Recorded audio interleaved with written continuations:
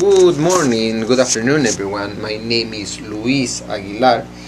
I will present my research about what is the influence of Catholic Church in El Salvador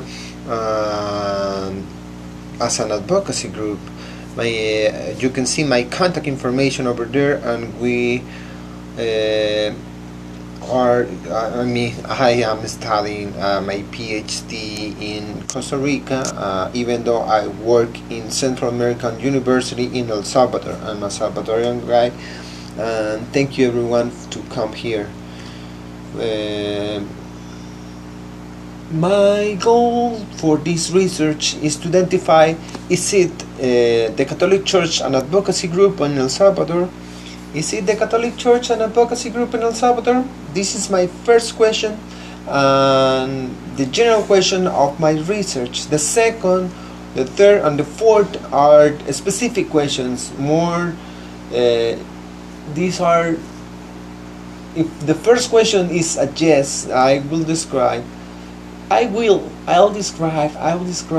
what is the specific areas where the Catholic Church have influence, and what are or what is the position taken in that specific area. For example, if they are involved in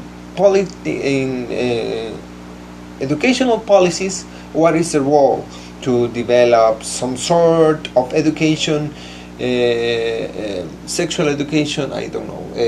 I don't want to give in advance some of the points of the study, but I would like to first identify the political areas where they are involved, and secondly, what is the position taken by the Catholic Church in those areas. And the third question, or the last question that I have, is what is this position helping the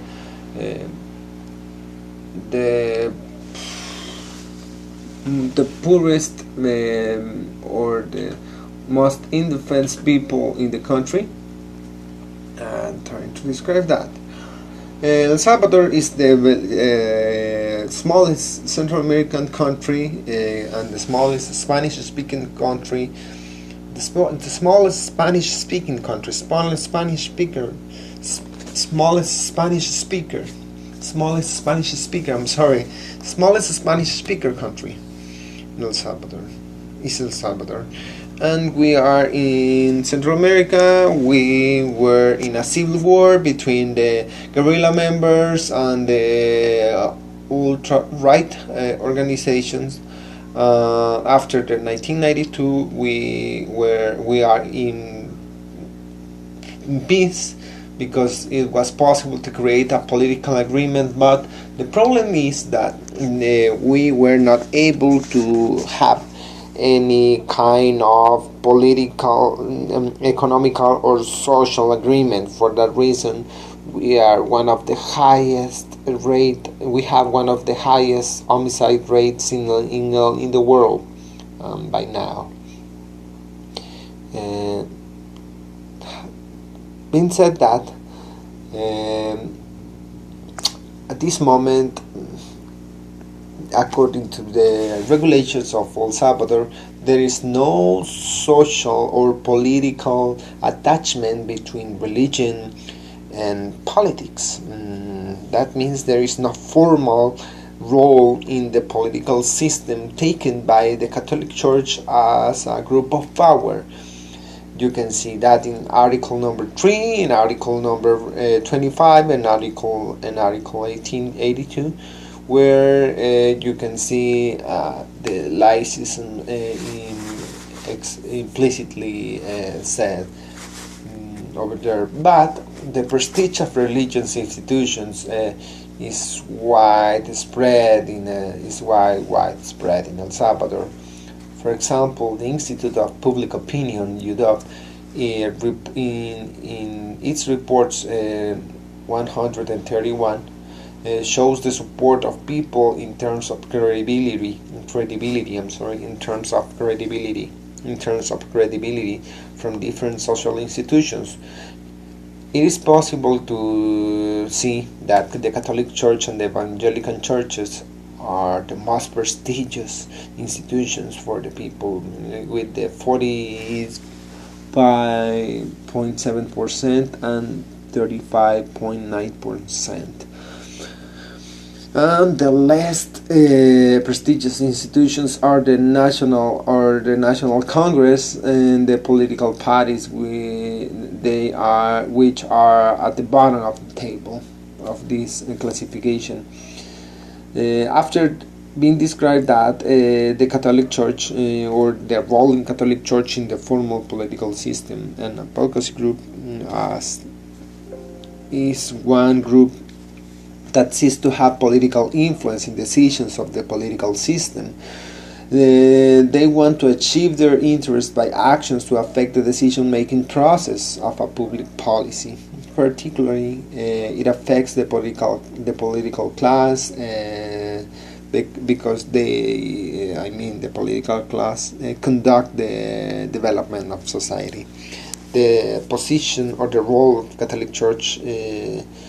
I would like to know if they want to seek to have some sort of position taken by the government, even though that position is what they think is right for the society, and not all the society can think the same. As you can see in this picture, one image or picture is more expressive than million of words. The Catholic influence in governments of El Salvador is quite still exists. For example, our current president Sanchez Serén, which is the current president of El Salvador, is with this meeting in 2014 with the Pope Francis, the Pope, and this is a visit that ex-president of the United States, Mr. Barack Obama, made to El Salvador, did to El Salvador. With President Funes, the president by then. You can see that Mr. Obama went to where Mr. Romero was, which was a former Archbishop of San Salvador, who was murdered and now buried in the Central Cathedral of El Salvador, and Mr. Obama went there. I identify the three policies where the Catholic Church was involved. The first one is some policy of national security in the reduction of homicides, which was called the gang truce. You can see three pictures over there where the apostolic delegate of the Pope was involved, but the main figure or the main person over here was the Father Colindres, which is he is part of the conference, or since then he was part of the conference of the Episcopal Conference of El Salvador. They direct or they administrate the Catholic Church in El Salvador, and my goal is, even though I know that the Catholic Church is a complex institution, I will understand, and as a Catholic Church, just this conference, Episcopal Conference. At the beginning, with this truce, it was possible to reduce homicides. However, in the negotiation, the negotiation was never made formally.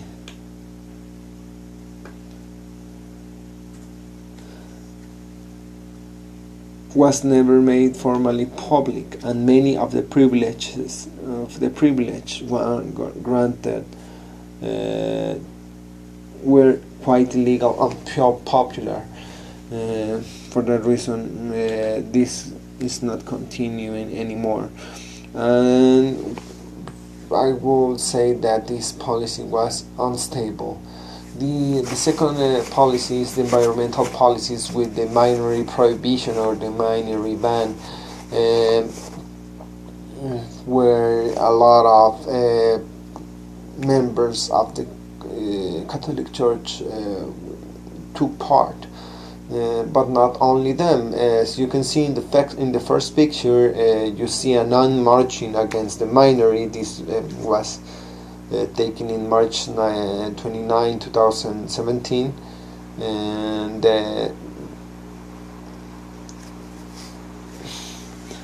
and they were able to ban any kind of metallic mining in El Salvador. In the second picture, you can see three very well-known priests in El Salvador. The first one is the actual or the current Archbishop of El Salvador, Archbishop of El Salvador, who is Mr. Escobar Alas. Secondly, you see the first Cardinal of El Salvador, the first and only Cardinal of El Salvador, Mr. Rosa Chavez, and the third one is the head of Central American University, which is Mr. Andrew Oliva.